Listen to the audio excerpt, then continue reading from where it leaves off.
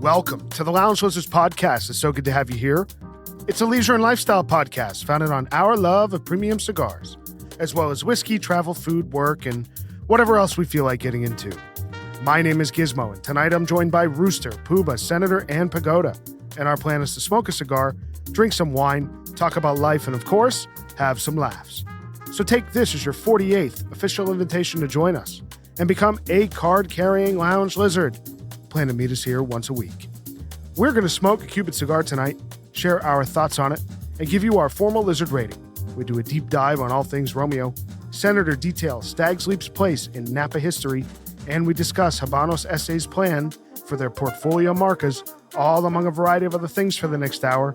So sit back, get your favorite drink, light up a cigar, and enjoy as we pair Stag's Leap Artemis with the Romeo y Julieta Wide Churchill.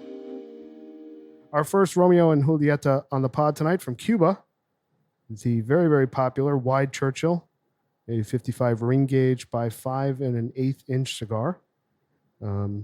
Very nicely rolled, tight seams. Who's had this cigar? I have not. I have. Yeah, and you like it quite a bit? I do like it. This is one of the better Romeos, I think, out there. Yeah.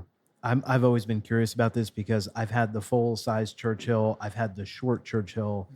I haven't had the best experience with either of those, and everyone has always told me that the wide Churchill is the best bet. So I'm really curious to see how this I smokes. just haven't had it this young. This is a 21. This is a mid 21 from La Corona factory. RAT June 21 is the box code on these.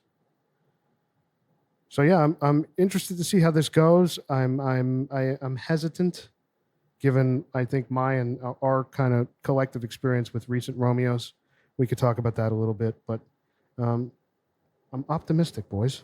I like the gold band on this. Yeah, it's cool. Makes it look rich and Very classy. like the red and gold band, and then the extra gold band with the white. It says White Churchill on it. Mm-hmm. Really cool. Looks great. All right, let's cut this thing, boys. The Romeo and Julieta Wide Churchill from Cuba. Again, it's a 55 ring gauge Robusto, 5 1/8 inch long. Our first Romeo on the pod. We haven't done a New World Romeo or a Cuban Romeo yet, so this is the first one we're doing. To say this is tightly packed is an understatement. Really? Jesus. My draw is very good. Is yours tight? It's fine, but I had to take a good amount off to open it up some more. Thankfully, my draw is fine. How's everybody else? Is everybody good? Not there yet. Okay. Yeah, the cold draws has a lot of resistance, Yeah. to say the least. It has those classic Romeo flavors, cedar on the cold draw, cherry. Nothing too special, but let's light this thing, boys. Fingers are crossed.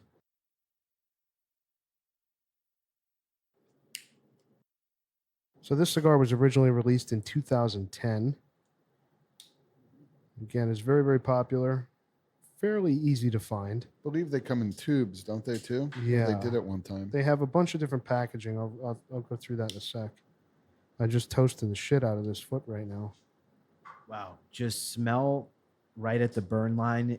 It's a cherry bomb. Yeah. That's what's famous about this Vitola is that cherry note. That's kind of defines the flavor profile of most Romeos, which people chase. Except when it's missing and all you get is a cedar bomb, which has happened to me Or you- one too many times. Or you with can't this. draw it. Yep. Very pleasant on the light. It's exact what I was going to say. It's a very pleasant start here. Yeah. I like the combustion on this so far. Yeah, decent amount of smoke output.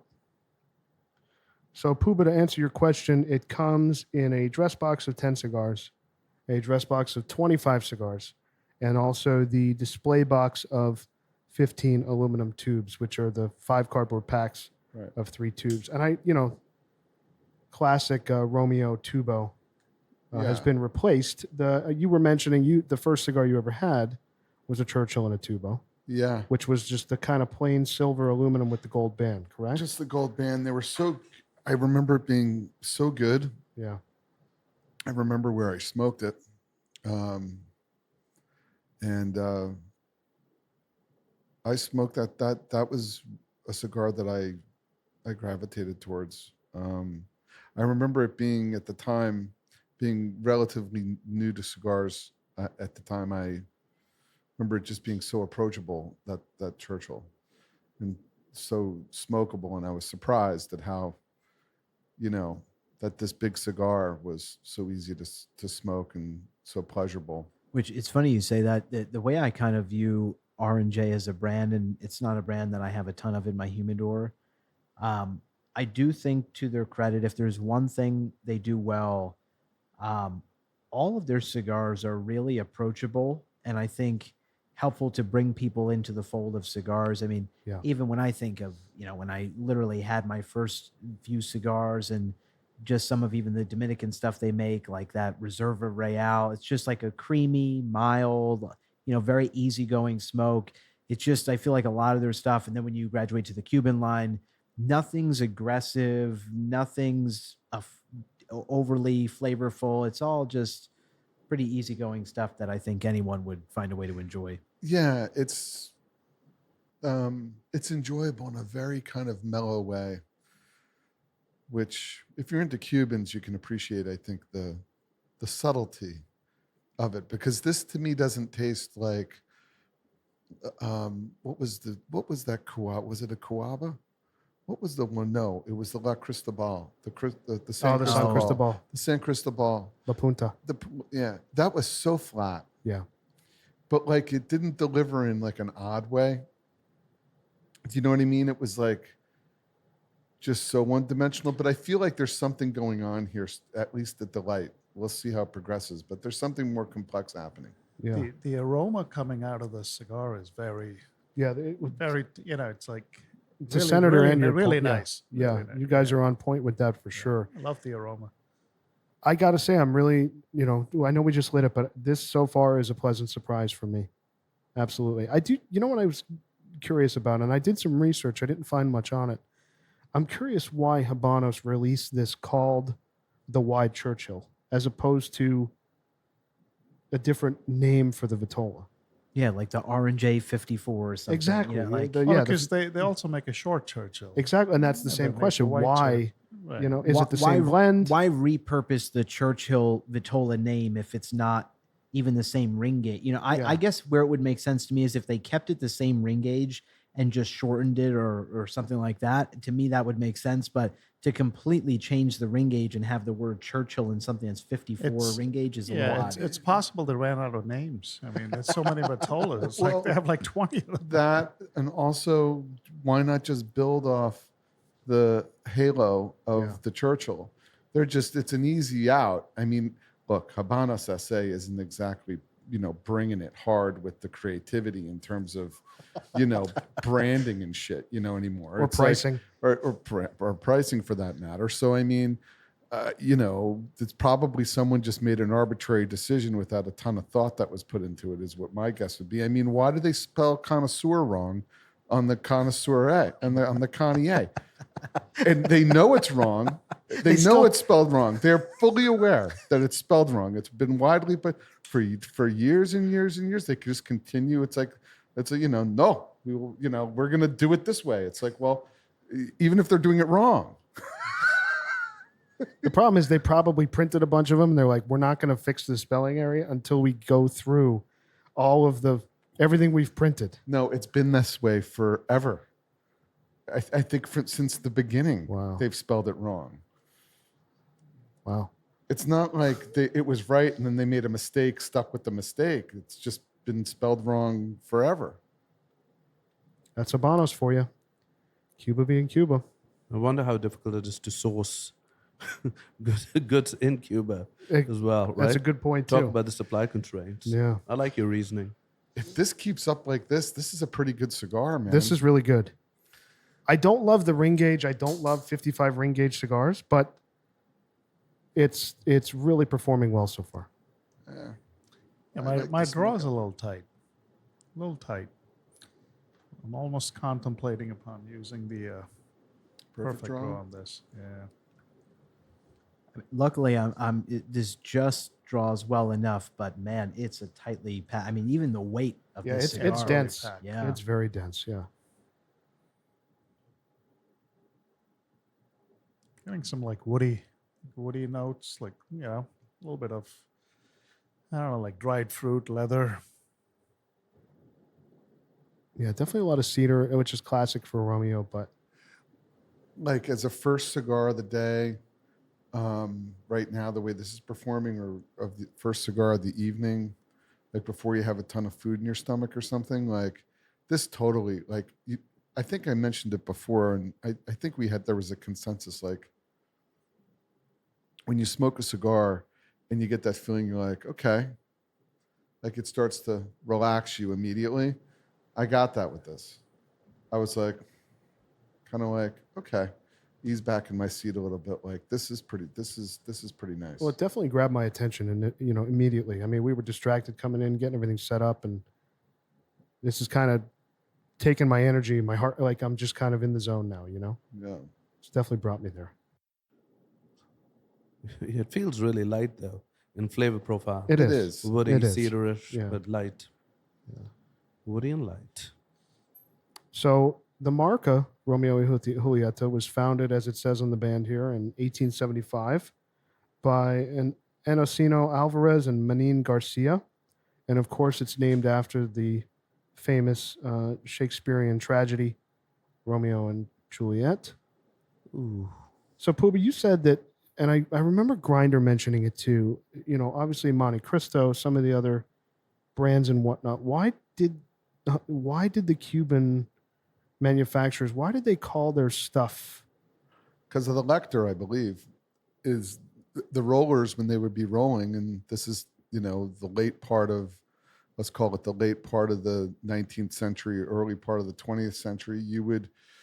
What was there to there was no radio to speak of. So in the every time I've been trying to tell a story tonight, either before this broadcast or this recording, or even during, I got one of the two Indian guys just jumping in and breaking up my flow. I mean, it was Pagoda before, and now it's Rooster. Is it the same story going on, or I told you, stories never end. Anyway, I believe it was. I believe that Romeo and Juliet, of course, the famous Shakespearean tragedy, was read by a lector at some point, and that's why they.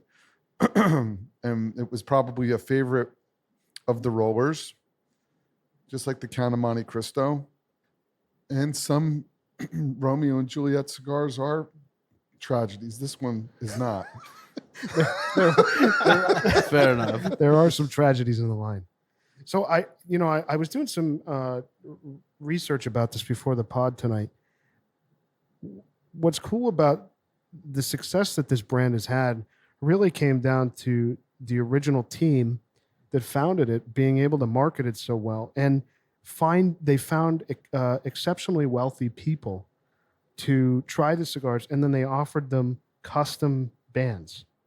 So they would personalize bands on the cigars, Right. and ship them 2,000-3,000 at a time. These Right. wealthy folks who would then hand them out to friends. So that's really what helped them get a jump start. And this is in the early 1900s. Yeah, Upman did a little bit of that too. They would do contract pre-embargo, of course. They would do contract, contract batches where they'd band cigars that had the name of a bank on them or something. Do you know what I mean? Yep. Or the name of a business or something. I've seen some of those come up on the internet here and there, and you're like, what's this Upman band, the Cuban Upman band that I've never seen before? Well, it's one of these corporate personalized things, kind of a contract deal. Pretty amazing. Obviously, the most well-known lover of Romeo and Julieta cigars was Sir Winston Churchill, which obviously that Vitola is named after him, and this wide Churchill also may be named after him. So his cigar, the main Churchill, I want to talk a little bit about that because I've just not had great experiences with that cigar. The Romeo y Julieta, the I've had Cuban some Churchill. nice experiences, and I've had some not so nice experiences, and I've had inconsistency, and I think that Senator has too. Yeah, Senator and I had a very similar box. I think, what was it, mid 2020 we got? Well, even before that box, so the first one of those I had was from Grinder. We were actually sitting here at my lounge, and he had given me one, and I hadn't had the Churchill before, and it was a cherry bomb, like we were describing, kind of the aroma that you get on this white Churchill, and to me, it was just so unique. I never really get that out of a Cuban, and so I was thrilled with the cigar. I sourced a box. It was a UEB 2018 box. It's a good code. Puba ended up getting the same one right the after same me, box. and then I think Gizmo got a similar one. Yep. And I mean UEB. I've never had a single bad box. I mean, it's a great code, and it had some age on it. It's not like it was a fresh cigar, Right. so I had really expected greatness out of this box, and maybe a couple of them I had were pretty good, and the rest severe draw issues. I mean, some of the worst I've ever had with a cigar. And I remember getting down to the very end of that box, and it was actually in here, and I just got so frustrated. I've never done this with a cigar. I hopefully never will, but I couldn't get it to draw, and I just snapped the cigar in half and just threw it out. I mean, I just couldn't deal I remember with it. that picture. Yeah, it Was was that Churchill? yeah. Yeah. So I got a box of aged 2013s that same thing. They just would not burn, would not smoke. Some would not draw. And then I gave one to my friend Puba over here, who took about 3 puffs of it, of my aged 2013 Churchill, and then immediately put it down in the ashtray and said, "Fuck this. I'm done." That was In the lounge that didn't like Cuban Yeah, cigars yeah, in the first place. Yeah, we're getting shit for smoking Cubans in a lounge that didn't want to smoke in Cubans. That was a terrible cigar. I mean, now I've had some really nice Churchills, but most of my memory of them were the older ones that I smoked when I was young. You know, not they had them at the golf club. You know, they have Cuban cigars. They sell Cuban cigars there, and they had them at the club, and like that's where I would just go and get them from the shoe attendant. You know what I mean? So, and you could smoke at this time in the like in the restaurant area. Yeah. Back when that thing was not frowned upon, and it was a men's only grill, by the way. Just saying. Senator, I know, would love that. The men only, no women allowed. The grill. In the men's grill. Now, those rules have subsequently been brought, up to date. But you could, and they had them down there. So they kept them in tubes, and I always got them in the tube because the humidor in the men's locker room wasn't exactly kept the best. So the tube was a safe way to go. And I really wasn't familiar with the other brands. They would have Monty 2s in there and some Cohibas from time to time. Now, are you talking about Cubans or? Yeah, Cuban cigars. Oh, wow. Yeah. He was a member at Augusta. Well, the head locker room attendants from Cuba. Oh, all right. No, I was wondering, I was hoping it wasn't the Romacraft, But that was my first experience with Romeo, was that aluminum Churchill or the tube. And it was nice. I mean, it's just so pleasant to smoke. So I don't know if you know, but they did away with those tubes. They replaced them with a more modern red and white. So the kind of classic aluminum silver tube has been replaced across the entire line. Right, with the red and white. Right, with the red and white. Well, they didn't. This cigar didn't have those. It just had a gold band on it. Yep. Yeah, it didn't have the red and white. Yeah. So what's interesting about that too is that unlike some of the other Vitolas that Habanos shares with the New World maker of the Cuban marcas, a lot of Cuban marcas are made for American consumption without Cuban tobacco. What's interesting is that the Romeo y Julieta band is very similar, almost identical to the band that you find on the New World Romeos. Yeah. It looks very similar. It's very, very close. Now, obviously, the cigars are very different. Most of it, I think, is Dominican tobacco, but um, I've had a couple of those. Those are not worth writing home about. That's for sure. Mm. They're definitely making their success on the name of the brand. Yeah, I have to say, I mean, Romeo, to me, they're pretty inconsistent. Oh, yeah. You get like out of the box, maybe you'll get a few good ones, and mostly either plugged or they don't, not a lot of flavor. But this white Churchill so far, I mean, it's burning good, nice, nice tight ash. It's good. I'm not having any issues with mine. So we don't need to go through them, but it's amazing to me how many Vitolas this global brand of Habanos has. I mean, it's as you're going through. I mean, there must be 20 or 25. Yeah. Probably. I think that this marca has the most current regular production cigars of any of the Cubans, the Cuban marcas. I would bet quite a bit of money on that. Most recently, the most recent one that's had a lot of notoriety around it. I don't know if you guys have seen it, but it's the Dianas. Have you guys seen those? Yeah. Popping up. Yeah. So that's I'd pretty. gotten a Didn't you box. get a box? Oh, and that's then right, you got a box. Sell it? Nobles? The Nobles. Yep. Did you smoke it or did you just get No, rid I of got them? rid of it. Why? It needed to sit for a long time, and I think the packaging and stuff was great, but I don't think the cigars. Everybody who smoked was like, it's okay. Yeah. It's got to sit for a number. And same, it's true with a lot of Romeos. They got to sit for a while, long time. Yeah, it comes in a 10-count box. Really, really like novel luxury box.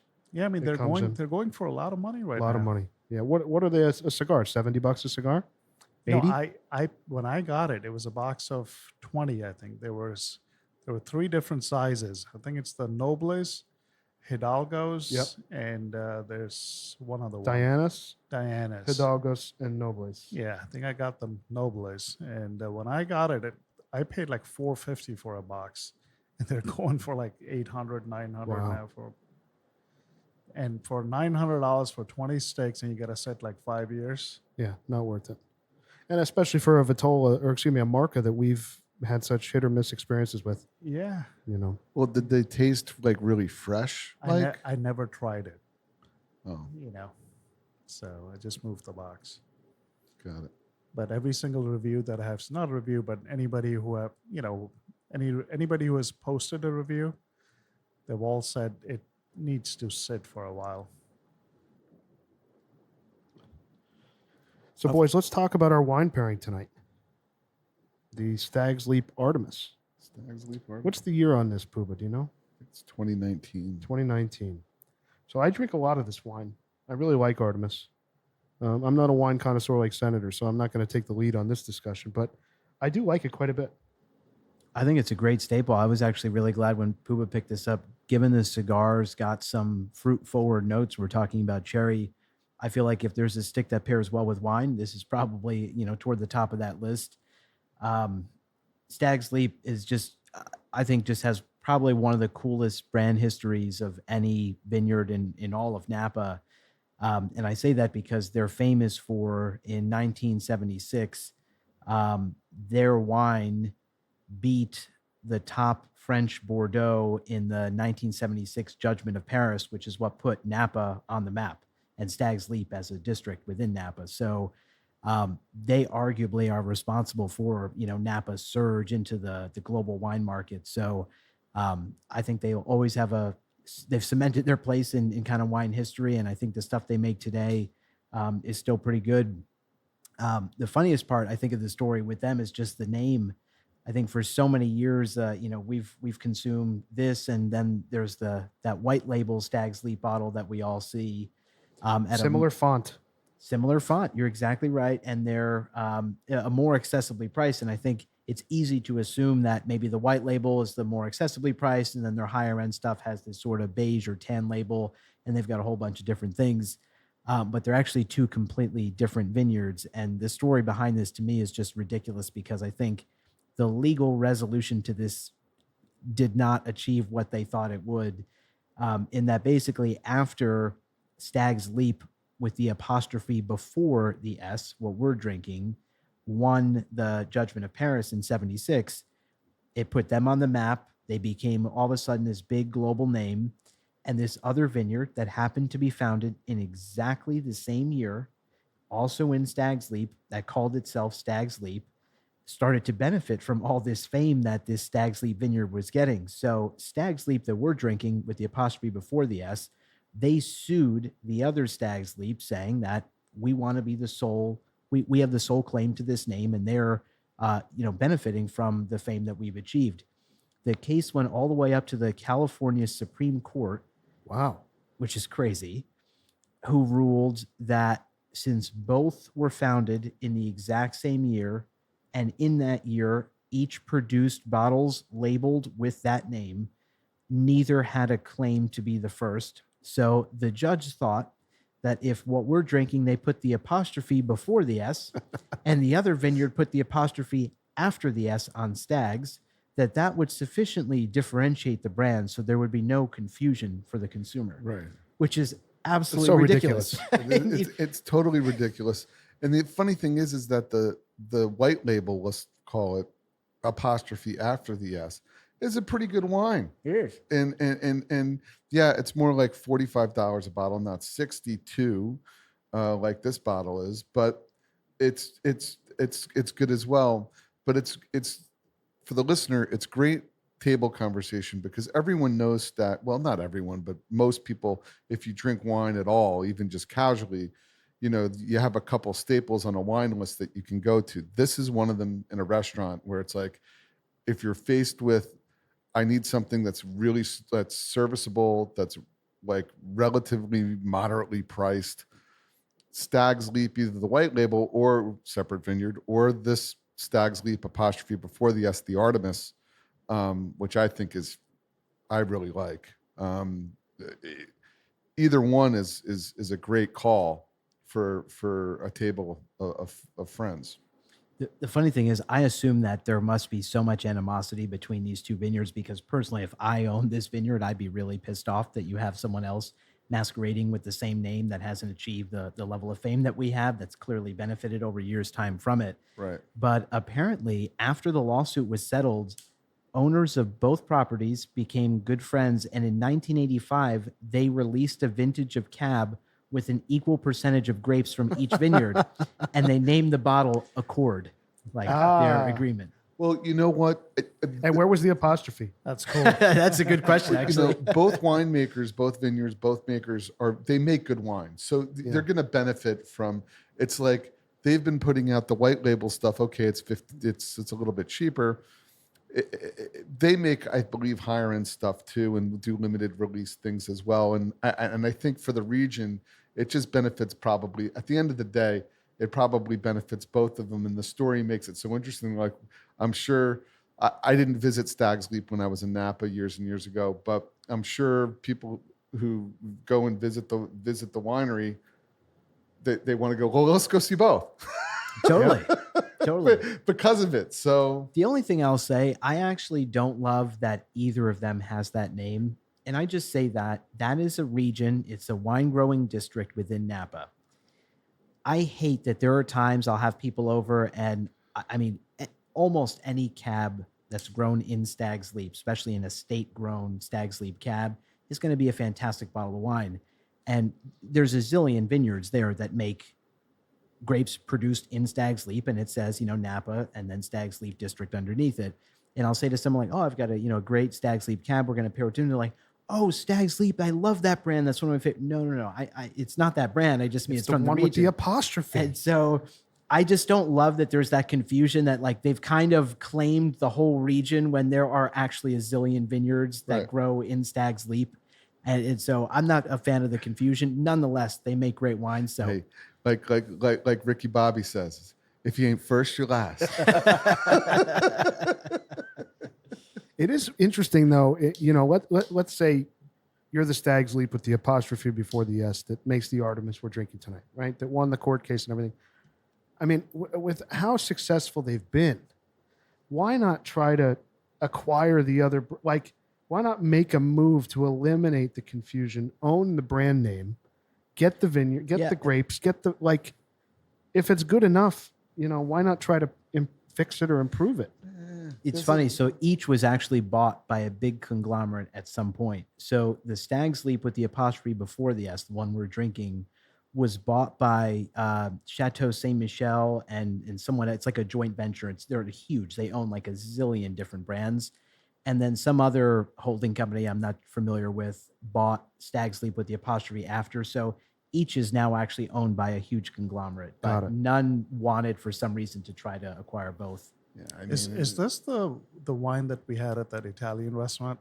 It's exactly right. We had a great sort of cigar night among a bunch of us members at another lounge of ours, and of course we were trying to find a wine to have. So they handed me the wine list, and this for me is a bottle of wine that at any stage of your kind of wine journey, it's impossible not to like. And so I had ordered this, and everyone really loved it. We had a great night. But I remember the price at the restaurant, which should be like a lot more than what you guys paid today. It was like 60. No, it wasn't it was more? 100 something. Oh, it was. Yeah. Okay. Oh Yeah, yeah, it's it was probably it was 130, about, right? It was 120? about double. Yeah. Yeah. Oh, it was. What really frustrates me though, there used to be this hard fast rule that usually wine in restaurants is about double the price that you would pay Not retail. anymore. That's where I'm going. Yeah. Not anymore. I have seen a perfect example. I was in Boston last week. We went to a steakhouse one night, and I saw this on there. Now, this wasn't my first choice just because it was a really nice meal. I wanted something really special for that. I was looking at like different bottles, not this. However, I look at the price on this bottle of wine. It was $200 and something dollars. Wow. I'm sitting there saying for a $60 bottle, how do you get away charging that? I mean, Christ. We the just same, got the same way you charge. Sorry, the same way they charge $18 for Brussels sprouts. I mean, I saw that the Cabernet we bought, the Jordan. You found that deal. I don't know if it was $40 at the end of the day or whatever, 45. Maybe that bottle's normally what, 50, 55? It's normally 55. Okay, so I've been to 2 or 3 restaurants over the last few months looking. Again, I'm not a connoisseur, so I only know a few names that you guys have turned me on to. That Jordan bottle was like 175. Yeah. it's a vanity, but it's that's got a brand name, Jordan, that people recognize, and you can not know shit about wine and just be like, oh, I'm going to get a bottle of Jordan. It's like ordering a bottle of Camus. That's what I was going to say. Yeah, I mean, there's Camus so is many. Camus, Silver Oak, Jordan. I mean, Right, all these vineyards just Mondavi. have. Yep. Yeah. I mean, so, it comes with the brand name, but I think, that's a separate conversation, I think, around trying to find value in wine. There's stuff out there, but you got to do your work and you got to do your research and you got to drink wine and know what you like to try and find value. Absolutely. It's a whole other world. So quickly on this, I'm just curious, what experiences have you had with the different vintages of this wine? Have you found different years to be better than others? Yeah, so I'll just say this. This is almost a universal rule for Napa. 2016, in the last decade, arguably even in the last 2 decades, was such a phenomenal year. Like when I told you about that Schaefer Hillside Select 2016, that vintage, it's so hard to beat. It's unbelievable. I've had this 2016 before. I'm out of it now. I've drank through it all, but outstanding. So I would say 16 for sure. That's a diehard fact that 16 is Just out of across Napa, the board. across the For fucking Napa. board. Perfect Napa. growing condition. I mean, these vineyards just had a field. It was so perfect for bold Napa cabs. Yeah, it really was. I drank a lot of 2016 Napa Cabernet because a colleague of mine and close friend went to Napa, and he literally right around that time and had cases and cases and cases of the most crazy shit that goes for 4 times, 5 times the fucking price right now. Yep. And we drank it all. Another thing I was going to mention just on Stag's Leap, this vineyard. So most of us in this room have had the Artemis, but if you want, I think a treat. I think something that is probably one of their best bottles, and not at a crazy price point. the Stag's Leap SLV. It's the SLV stands for Stag's Leap Vineyard. Those grapes are from their Stag's Leap Vineyard. These grapes are actually not all from Stag's Leap. Really? They're not. Wow. They're all from Napa, but it's a blend of cab grapes from different parts of Napa. Some of it, I'm sure, is from Stag's Leap, but not the whole thing. It's not 100% Stag's Leap cab. Their SLV bottle is 100% Stag's Leap cab, and it's awesome. That's great. Good to know. It's like a Stag's Leap Puro. That's right. So we're about halfway through here, boys, on the Romeo and Julieta wide Churchill. Mm-hmm. I'm really enjoying this. Very elegant, very smooth smoke. And I think it has carried what you were saying early, Puba, about it's not kicking you around. There's some real nice subtle flavors there, though. Yeah. It's not, I mean, I guess what it's lacking, it lacks a little bit of power. Where at this point in the cigar, I maybe would like to see it develop a little bit more. But nothing offensive here. There's nothing. It's giving me enough, but it's very light. It's a good morning smoke. Yeah. Morning, Yeah. early afternoon. I don't feel much at all. It's been relatively, somewhat the same for me. And after having a couple of sips of wine, I think the wine just overpowers some of the flavors. Yeah. I'll say this. I wouldn't have this in the morning. And this is very unique to my palate, what I'm about to say. The reason I'm not a huge R&J fan, I really don't enjoy cigars that are very cedar forward I or agree. cedar heavy. Yeah. It's like a real aversion to me. For some reason, I just don't like too much of that flavor. If I get a little cedar in a cigar, it's expected. That's really nice. When it's one of the dominant notes, I just don't like it. And so for me, I get a lot of cedar in this, and that is something that with a coffee in the morning is just not, it would clash for me that early. So this would be more an afternoon, early evening stick like we're having right now, but I wouldn't necessarily reach for this in Yeah, the I'm morning. not getting a lot of cedar in this. I'm getting some, but not a whole lot. I was getting more at the start than I am now. It's woody. You know what's funny about you saying that? Another Vitola that Romeo makes, that the Cedros Deluxe, which is very, very popular. It's a cigar I think it's unbanded, that's stuck in a cedar. I don't want to call it a tubo. It's like a shield or Oh yeah. it's almost like a sheath, like a Yeah. A number of sticks Yeah. have that. yeah. And talk about cedar forward. That's a major cedar bomb. I avoid that cigar like the plague. Well, the funny thing is we're smoking from this Churchill line that R&J has. The short Churchill to me is a cedar bomb. I did not love the short Churchill. Yeah. I think of these three, of the short Churchill, now the wide and the regular Churchill we've all had, the short is the most cedar forward. And I'm not sure, where would you put this in the other Churchill, the full Churchill? Which is more cedar forward to you? I would say, I mean, honestly, I just haven't had great experiences with the regular Churchill that I could even sit here and call out great flavor notes. I've never had like a stunning experience with that cigar. For me, I would put this. I would say the short Churchill has got the most cedar, then this, and then the regular Churchill. But that's my. Yeah, probably true, but I think like most of these Romeos have to sit for a while, and like Sure. the flavor is going to change. I have a box that I've smoked, maybe about half a box. There's a box of 10, and it's a 2015 box. Very different. I mean, it's flavors, like similar flavors, but more complex, more intense. A lot more dried cherry notes, a lot more leather, a little bit more, like Puba said, power or oomph. Like it's got more of that. So But it really delivers. yeah. I mean, because it's, I mean, It's tastier. it's that know? with the age will do that. But generally speaking,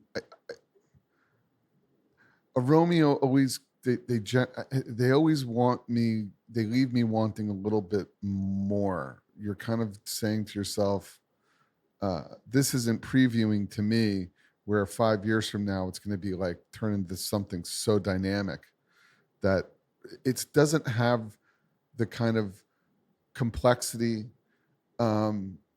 or the potential for complexity, deep complexity that like a Partagas or like a Partagas Robusto has, No, nothing like or, a Portuguese. or like an Upman Robusto, or it just doesn't have those things going on. There's not multiple things happening. It's a little bit flat.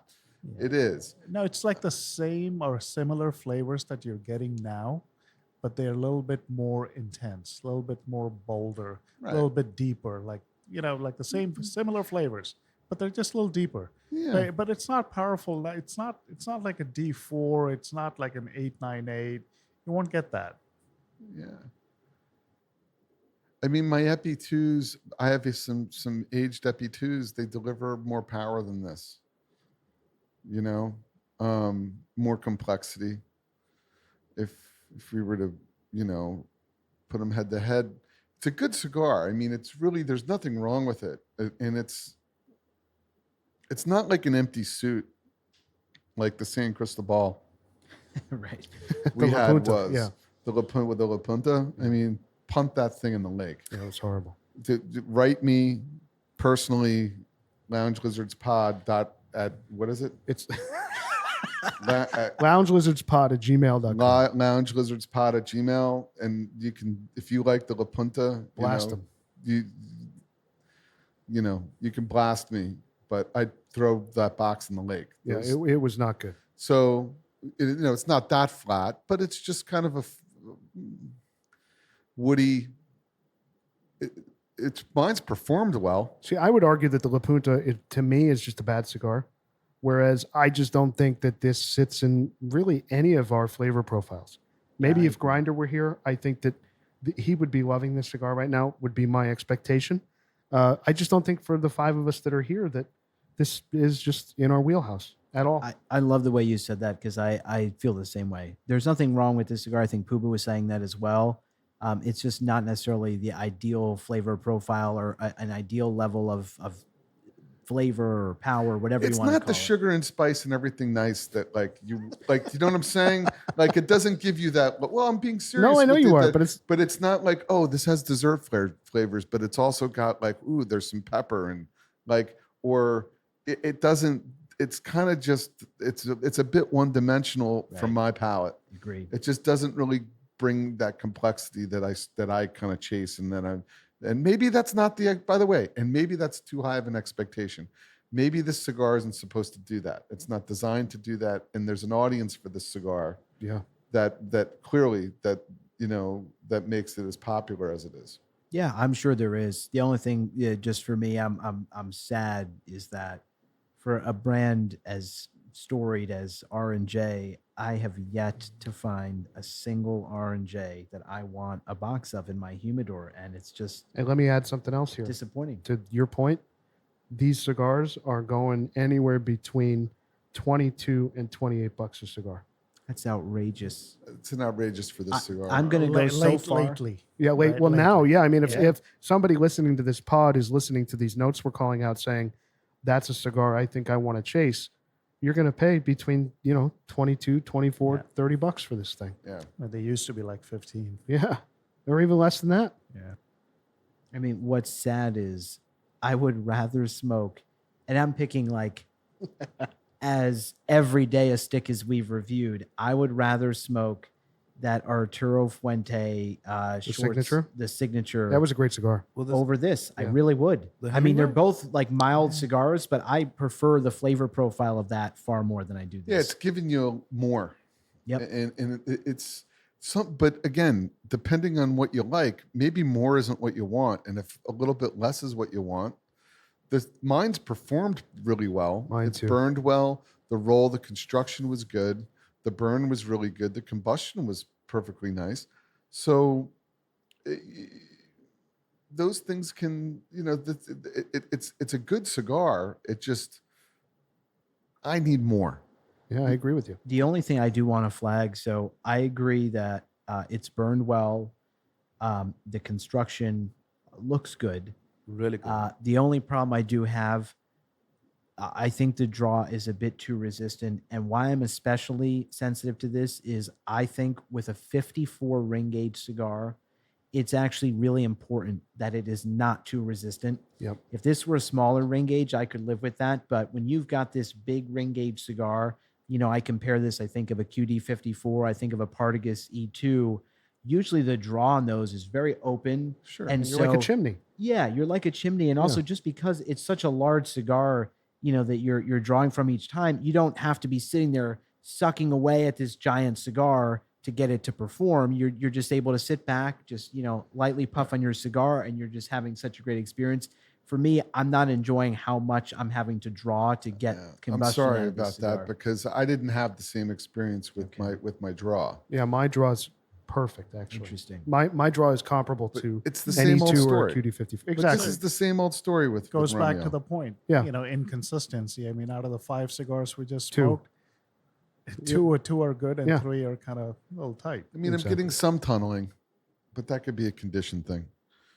And I'm not smoking slow.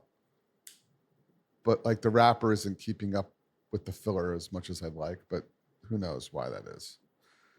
It's because Gizmo's humidor is fucking not calibrated, probably. I'm kidding. It's a joke. Actually, you know what? I do you have you dry box these for like I days, did. I didn't dry you? boxed them for like 4 days in like 45% humidity just to make sure. This must be fake because the Band came right the off? band came right off. Yeah, I gave you a fake one. I just wanted to test you. So I did want to say just a quick lizard alert for the folks out there who are traveling. I just did some traveling. I think all of us have done some traveling recently. And, I've always found it challenging. And I think Senator spoke about this when we discussed his trip to Greece, that what I've found traveling with Cubans is it becomes especially challenging when you're going to especially a humid place. Like I was in Florida, that even when I've traveled in the past and kept things with 62 Bovedas, because I like my Cubans around 62, I think we all do, that the 62 Bovedas didn't actually keep the cigars that well.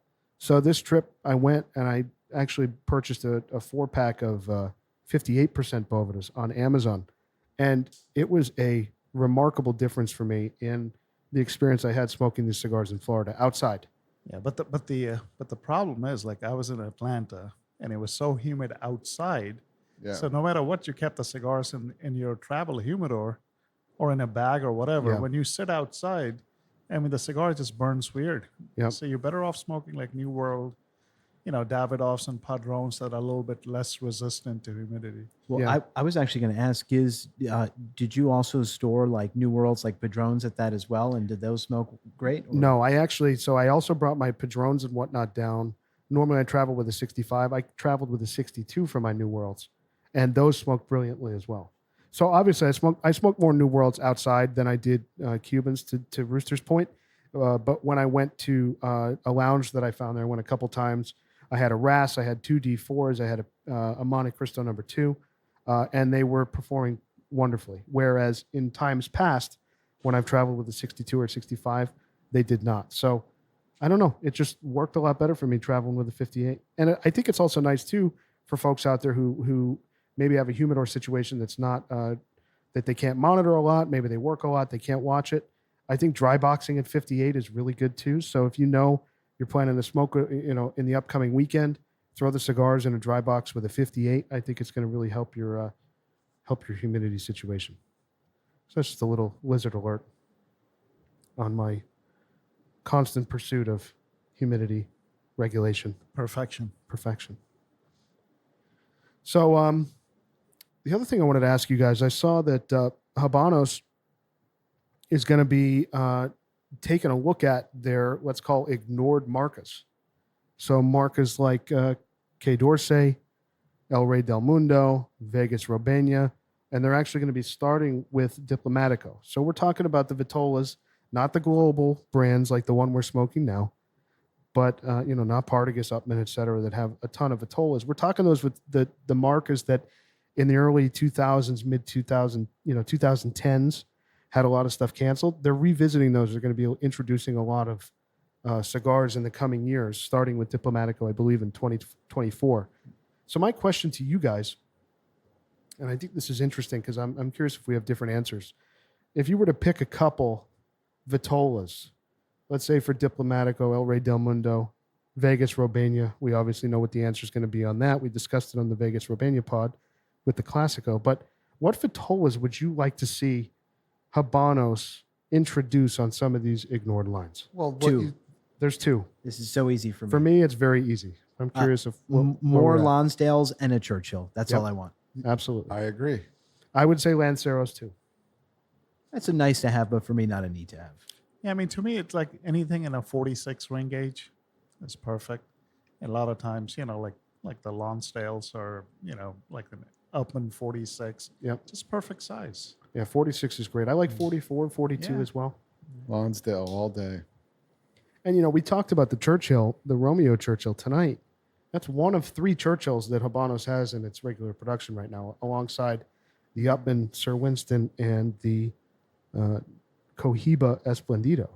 There's only 3. I think the leaf for a cigar the caliber of a Sir Winston, that getting that leaf, the wrapper leaf, is what sets that wrap. Not that the filler and the ratio of tobacco that they put in that cigar isn't exemplary. It is, Yeah. as well, in the binder. But I think getting the right wrapper leaf for those is the rate limiting factor on not having more.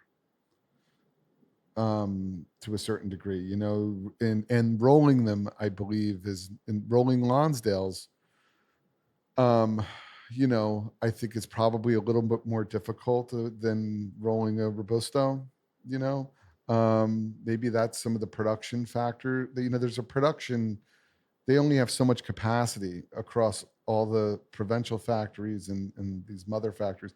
There's only so much capacity, so they have to, and there's only so many rollers who can roll certain sizes. It's not like every roller does everything great, Yeah. all the time. So obviously, based on what we see here today, Well, I think the demand is more towards bigger ring gauge. and the cigars. demand is, Yeah. you're I right, think that's 100%. more it, to be That's honest. where they're I going to mean, go, I think. I'm not convinced that a Lonsdale is difficult to roll it at shouldn't all. be that difficult. I think it's got to be that like a Robusto is going to fly off the shelves in a way that Lonsdales are not when you're thinking of True. some markets. And I think it's probably more a marketing decision. And True. I think Habanos, my guess of what they're actually going to do is they're going to do a lot of petite Coronas and they're going to do a lot of big ring gauge stuff. No, to that effect, the reason this cigar is also called the White Churchill is because of the demand for the wider ring gauge. Yeah, in the American market especially. Yeah. So Right. apparently the leaves come from the same region where the original 7x47 Churchill comes Churchill from? was named. Yeah. Gotcha. So I have a question because I just need to know what I'm supposed to pray for tonight. You mentioned bringing back discontinued vitolas. Does it mean that it is possible that the Classicos could return? My argument to that would be a probably not, simply because what I think they're going to do is I think they're just going to add more product. My guess is that the Classico seed, whatever blend, whatever stuff they were using to make that thing, if they did bring it back, my argument would be it'd be far different than it was when they canceled it 15 years ago. I mean, it's a certain possibility that they would bring it back. I just don't see it happening. I mean, I'm fine if it's not even identical. It's a Lonsdale. I Yeah. love the shape. So Yeah. that already checks the box. And I think Romania, they make some great stuff. So, even if it's not, I know it will not be that exact. We also have heavily aged box Of course, that, so of course. it'll never compete. But for a regular production stick, if I could get something even half as satisfying as that Classicos, I'd be all in on buying a box. Well, right. Yeah. And it's like the 898 is such a great smoke. The Lonsdale delivers just such a great experience. But I mean, you guys are right. The point I was making about the Churchills with the leaf is it's a different kind of point. I mean, it's why you don't like double Coronas. Sometimes are hard to source. Lucy's are sometimes they come and they go. Yeah. There was They're a up and time. There down. was a time when they were very difficult to find. So same with double Coronas. They're not like ubiquitous. Do you know what I mean? Yeah. In terms of supply. So The only one I've seen actually double Corona that's kind of been popping up a lot is the Hoyo. Yeah. Yeah. The others really haven't. I haven't seen much of Gigantes. I haven't seen much Lucy, especially in a 50 cab. They're gone. Punch Punch double Coronas. The punch, I haven't seen much of those come up either. I've seen some aged stuff come up, but nothing, fresh or on regular retail. So I just feel like Habanos is going to go for small sticks because I think they can charge a little bit more from a, call it a price per gram. Way more popular. Only certain connoisseurs like a double Corona. Absolutely. Too. I mean, and I think they're going to go for big ring gauge stuff like this that we have in our hand. Yeah. While we're on the topic of Habanos S.A, can we talk about pricing for a second? Yes. Again? Oh, I think we have to revisit It never ends. again. And the reason I say that, we had a lengthy discussion about what the impact would be on raising prices, particularly for Cohiba and Trinidad, at really ridiculous rates relative to the other brands. I am astounded. I think our consensus at the time we had that discussion was that in the short term, these crazy prices on Cohiba and Trinidad would not deter buyers in the Asian market that would still just stock up and hoard like we've usually seen. But over the long run, our concern was more about how in the future they actually may shrink their consumer bases. There are not many people who at a younger age in their early 20s are going to be able to drop that kind of money on these boxes. And so we were more worried about the long-term impact. I'm astounded all these months later that if you look on ihavns.com, we've told obviously Lizard's a good source for some Cubans. If you click the Cohiba page, every regular production Cohiba is just sitting there not being bought. Yep. I have never seen on any of these sites a box of Bahiques ever, personally. Maybe some of you have. I have not. I've only seen that through like a private seller type source. I've not seen you just go to iHave or Cigar Terminal and just a box of Bahiques is sitting there that no one has claimed and bought. They have Bahiques, they have Esplendidos, they have the Cohiba Robusto, they have every Siglo. Yeah. I mean, it is wild. So I think Habanos made a really bad bet. And I think the timing of them increasing prices could not have been worse. I agree with you 100%. With inflation, we're talking about a recession. I mean, people, it doesn't matter how much money you have. People are not spending the level of disposable income that you would see in normal times. And so I think this is proving to be a very stupid move on Habanos S.A.'s part. It may very well be. Bad timing, I think. It's a big part. Yeah. Yeah, because I think when they instituted this, the contraction of the economy really wasn't taking place. And Europe is getting hit hard. This in North America, we're getting hit hard. So the Asian market's different for all the obvious reasons. So who knows? Your hypothesis could be true. I think we talked about it a little.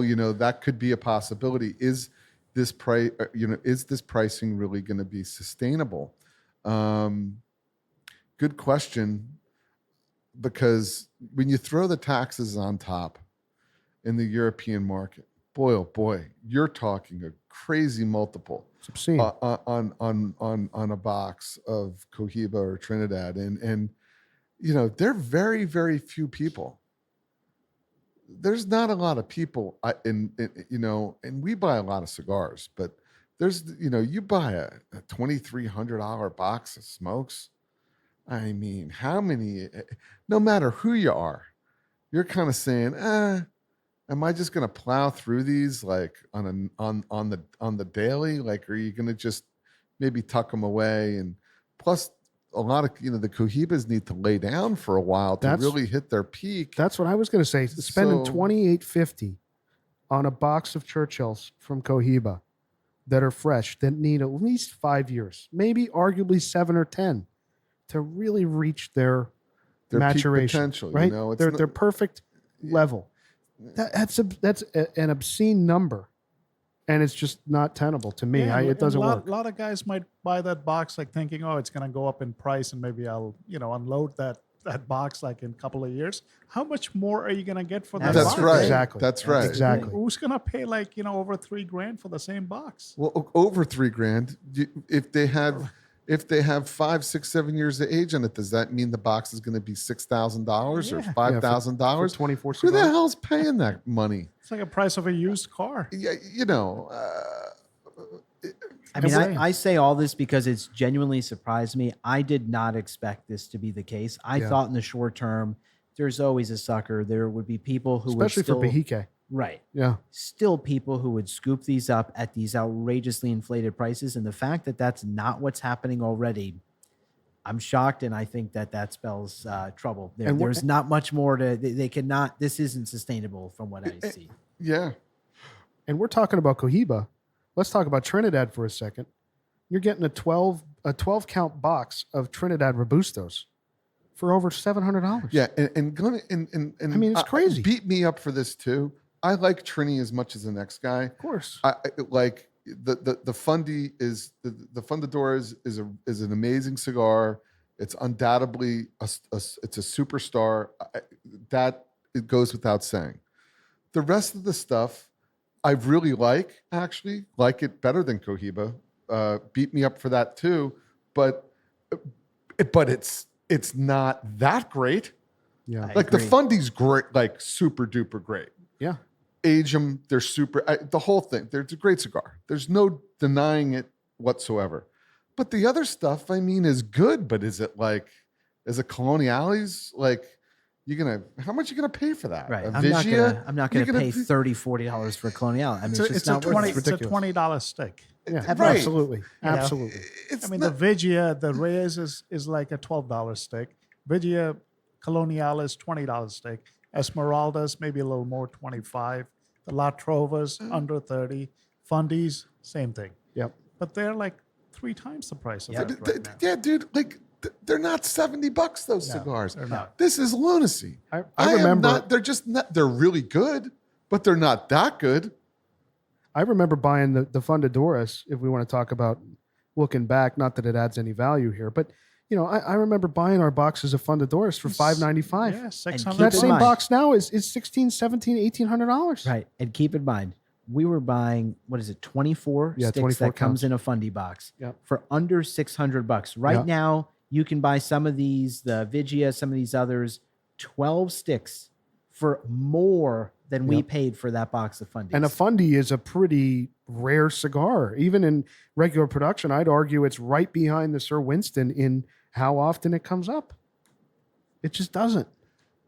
Where the Esmeralda and at some the of old these other- prices, they would come down right away. Maybe Yeah. they still would. I don't know, but that's a special cigar. But the rest of it is they're very good. I mean, the construction, the way everything, they're rolled perfectly. You never get inconsistencies really with them. They're very good. They do a good job. So, but who knows, man? Yeah, I mean, who knows when the prices will come down? I mean, Yeah. if the cigars are going to stay like this, if they're going to sit on the shelves, they're going to have to make a decision. Well, I think Habanos, though, the thing about it, that Habanos, the problem they have is that a lot of these European retailers, especially the La Casa del Habano, Habano specialists and whatnot, their shelves are still empty. So it's almost like they're putting their European LCDHs out of business. These guys are having to stock New World cigars in an LCDH in Europe, in is that Spain. what's happening? I don't You're know, going in man. and buy, they don't even have cigars there. The shelves are empty. I saw pictures of 2 or 3 LCDHs in the last 2 weeks. The shelves are empty, and they have Because ligas. they're not getting allocation. They don't have or- allocation. Habanos is not giving them allocation because they don't have it. So they're kind of screwing all ends of their retail chain. Well, because the general rule how I understood it was if you were an LCDH, the more standard production cigars that you were able to move, the more allocation you would get for limitadas and regionals, which you want on the shelves, which Yep. it brings people into the store. They look good from a retail perspective, and people want variety, and you can sell them. You can sell them as singles out of an LCDH and all that, and people come in and there's a lounge, whatever, and you can smoke. People come in and buy singles, and that's how the gray market would receive out the back door, Yeah. of these LCDHs. Well, I need to move the standard production stuff that everyone, when they look at a D4 or a Monty 2 and they go, I just like the average European person is just like, that's an everyday cigar. It's like us walking into JR Cigars and looking at an Arturo Fuente.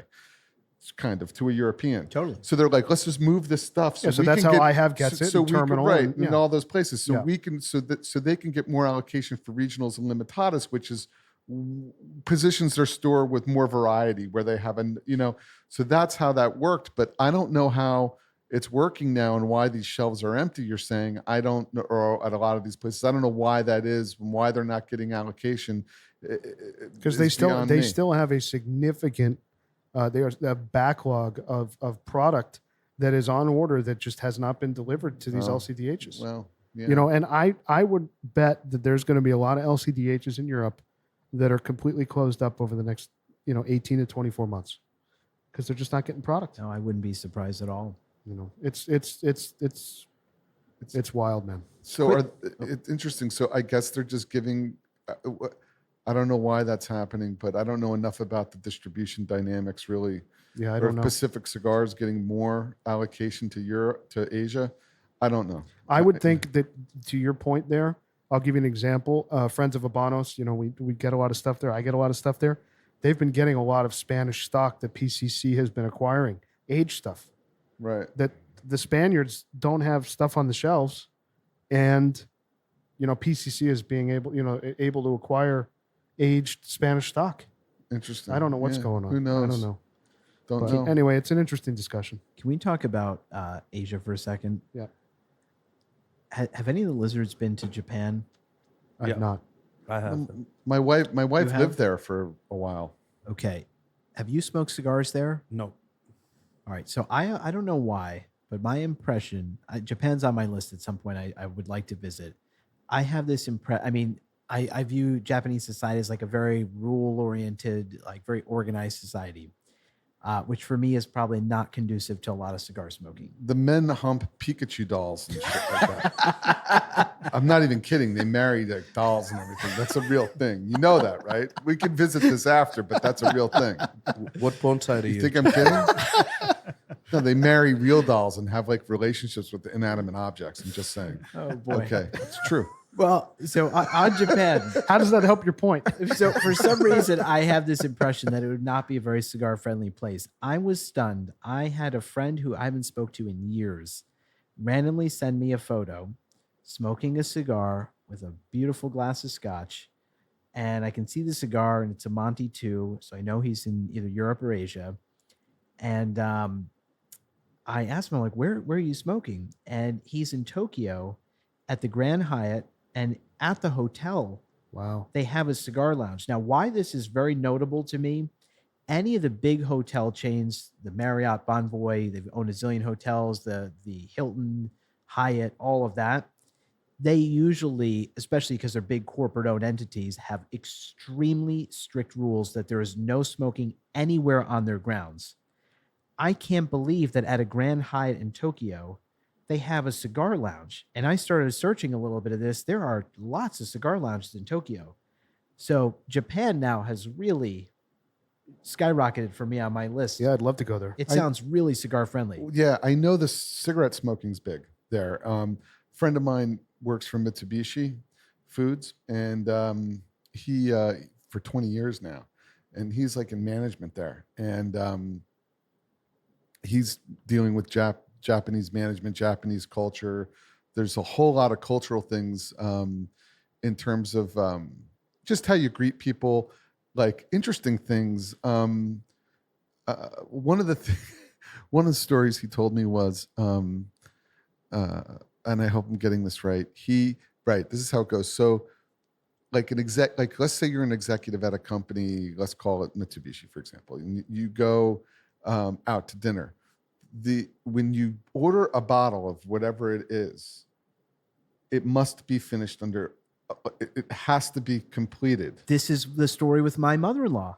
Okay. When you have a meeting, they put a bottle on the table. It must be finished. It must Nothing be can be finished. left in the bottle. That's correct. And so they'll do this thing where they make like junior people drink and stuff like that. That's what I was saying. My mother-in-law, she would have someone travel with her whose sole job it was was to kill the bottle at the end of the meeting. Right. And all these people would travel with like a deputy who was just literally there to drink. Are these people hiring? I should have worked for you. Yeah. Are they I should hiring? have worked for your mother-in-law. And there's certain things like how you greet people. I can't remember all the. Origato. No. It's something. That'd be thank you. And just how they work is different and everything. And I always find the stories interesting. When my friend Mike will tell me these stories about all of his adventures, because he has to go there all the time and he's dealing with these folks. But I remember him telling me though that their cigarettes are popular. So it doesn't surprise me really that Japan accommodates for some of this stuff. I just say that because as weird as it is that people eat alone and like in like a cubicle and like eat like by themselves, and then they like eat stuff that comes on a conveyor belt and they just pick it off, like listening to their AirPods and like don't want to be around other people. So there's very That sounds like a dream to me. peculiar. Yeah, That I know. sounds like Because a people dream are to me. awful, including all of us. I just say this. No, they're amazing people. I think. No, not them. I Yeah, mean, yeah. people in general. Human beings are awful. Yeah. So I understand why they're going for the Zen-like state when they want to be by themselves. I just say the reason this was so surprising to me is like you look at another. I don't want to ever say westernized or anything like that. They're like they all have their own culture, but I think obviously the U.S. has a special relationship with Japan. I think we obviously have a good relationship with Singapore. Obviously, China's a different story. And so I just was stunned. You go to Singapore, which is actually a very westernized place. Very. Tons of expats there. Tons of cash. Tons of cash, which you would think lends itself to cigars and fine spirits, wine, all this stuff. Right. And the cigar culture in Singapore is forcibly underground. I don't know you about that. cannot smoke in Singapore in any indoor building, period. And they have a very strict society. I mean, littering, you're talking like $1,000 Oh, yeah. fine in Singapore. Oh yeah. And so for me, and I've told the story in Singapore, there's a famous place that the professor at one of our lounges has been to, another friend of ours that we know from a former lounge has been to, where you go and it's completely underground. It operates as a retail store. And then they tell you can't smoke there. And you say, well, I'm not going to stand in 100-something degree weather in Singapore and smoke this outside. I want to smoke inside. And they say, now that I've told you Singapore law, should you choose, you may follow me to this room. And there's a room that says employees only on it in the back. And they have people there and they have cameras out front to see if the police were to ever inspect the place, they would rush everyone out. Right. It's completely underground. Right. So I just expected a similar setup in a place like Japan. And I am shocked and so happy to hear it's like completely out in the open, totally socially acceptable. Yeah, but it's great. But that's interesting because when I was in Singapore, me and my cousin, we were smoking outside. Where? In Singapore, somewhere. Oh, you're lucky. In a restaurant. You could get in but serious I was trouble. there in 2006. No, it was I'll tell you absolutely this. fine. I'll tell you this. In Singapore, on every sidewalk, if you want to smoke, even just walking down a street, there is a painted yellow box that by law, you must stand inside of to smoke. And if you think I'm kidding, the number of people you see, they all are crammed in shoulder to shoulder in this little box, puffing away on their cigarettes. It's ridiculous. They're so strict. And the indoor thing is a real thing. Anywhere. There's no such thing in Singapore as I live in a smoking building. It's outlawed. It doesn't matter if you're a cigar lounge. Doesn't matter if you're an apartment building. You cannot smoke indoors legally. Wow. Yeah.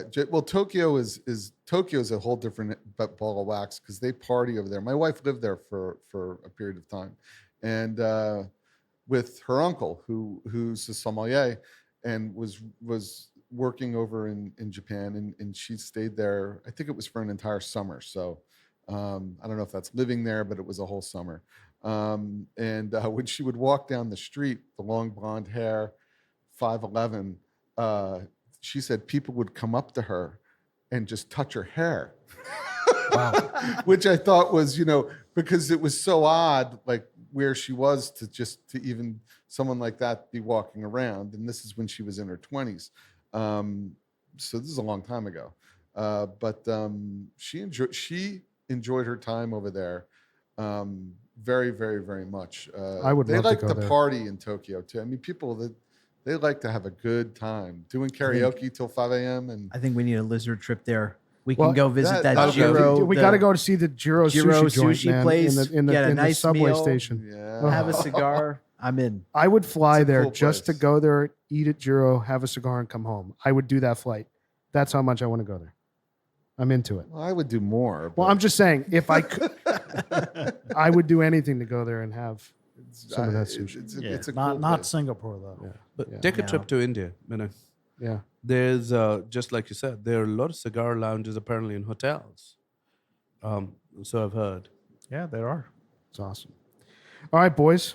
We're coming to the end here of the Romeo and Julieta, Wide Churchill, and also our Artemis, which was, I think, a very good wine pairing for this cigar. It definitely paired up nicely for me. What do you guys think of the pairing and the end of the cigar here as we come to close it up?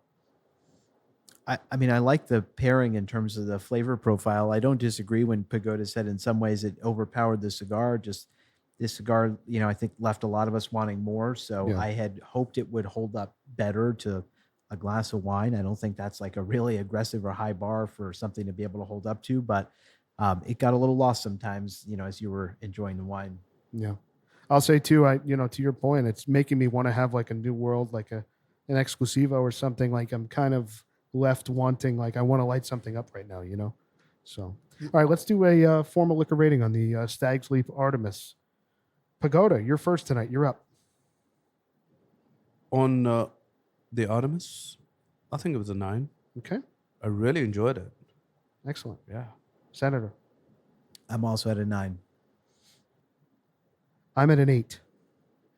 I'm at a 9. I think it's a 90. If you were to call it a 90-point wine, I think that's more. That's probably even better than that. It's probably a 92-point wine. I mean, it's very nice, and at the price point, which is relatively reasonable, and given that it's consistent, 9. Okay. Formal liquor rating on this thing, boys, is an 8.8. I think that's perfect. That's a Yeah. perfect score for Yeah. that The wine. reason I say that, and I rounded up a little bit to 9, is I think some of the other vintages I've had of this drink better than this does. Honestly, I mean, agree. the 16 phenomenal, but I also have 18. I was going to of say that I this, had a case of 18 that was. and it is a bit. I better. would have It rated that drinks a better. 9. I would have So rated that a 9. I just, Yeah. we're not going to review every vintage. Like I know 9 times out of 10, their vintage is going to be pretty good. So I rounded up and gave it a 9. But I'm with you there, Giz. Excellent. 8.8. All right, boys, time for the formal lizard rating on the Romeo and Julieta Wide Churchill. Rooster, you're up. So I'm gonna give this a 7. Okay. I mean, the other one that I had was much older. That would have scored definitely higher. But I mean, it needs to sit around for a while. Okay. Puba. I'll give it a 7. It's not a 6. Okay. I'm going to give this an 8. I think for what it is. I think for the age, I think it performed nicely. I think an 8 is, and for me, by the way, I know Puba and I were the outliers here. I think it performed perfectly for me. So I'm an 8. All right. This is fun because we're getting different ratings. I actually love when this happens, and I'm going to be the outlier Are tonight. you going 6? I am absolutely giving this a 6. Wow. I would not smoke one of these again. Wow. Okay. Oh, thank you, Senator. You know where this is going. I know it. Yeah, it's a 6 for me. Like, I'll never buy this. Yeah, I mean, I don't know if I would chase a box of these, but if I had a couple tubos or if I had a couple singles, I think Oh, that I no. would Just to slot it in. clarify, I would not even smoke another single. of this. All right, boys. The formal lizard rating on the Romeo and Julieta Wide Churchill is a 6.8. I think So that's fair. I think that's a fair score here. So I mean, not to go through all of them, but to compare to other Robustos we've done on the podcast, I'm assuming that this is probably going to be one of the very few Romeo and Julieta regular productions that we do, at least in the near term. So as far as Cuban Robustos go, this is definitely on the lower end. Why are we calling this a Robusto? It is technically a Robusto, even at 55. According to Cuban Cigar website. I mean, how you would never call a QD54 or a Partagas E2 a Robusto? Well, the E2 is much longer. Yeah, this is definitely a Robusto. Just by the length. So the Yeah. ring gauge plays no role. 55 by 5 1/8, they're calling a Robusto. That's what Habanos S.A calls it. They make That's their why own it's a rules. white Churchill. I don't know why you're calling it a Robusto. Make their own rules. No, I'm just They kidding. make their own rules. We're at the mercy of They're Habanos. not Senator. your rules, Senator. There's no rule book. Senator writes the rules. He writes the bill. Yeah, so I mean, again, as far as Cubans of this size, how about we call it that? That's Close to better. this size. Cubans close to this size. It's definitely on the lower end. Looking at some of the scores we've done, Maduro 1, Partagas 8.7. The D4, of course, we high rating 9.2. And the RAS, which we did early on in the podcast, was a 9.0. And we've done some others as well. But this is definitely the lowest so far of the Cuban Robustos. So, all right, boys. That's it. So an 8.8 on the Stag's Leap Artemis and a 6.8 on the Romeo and Julieta Y Churchill. And we'll see you guys next week. Thanks, Mark. Thanks so much for joining us tonight. Hope you enjoyed it. Don't forget to leave us a rating and subscribe on your favorite podcast platform. If you have any comments, questions, if you want to reach out, say hello, tell us what you're smoking, email us, loungelizardspod, P-O-D, that's loungelizardspod@gmail.com. You can also find us on Instagram @loungelizardspod. We really appreciate your time, and we'll see you next week.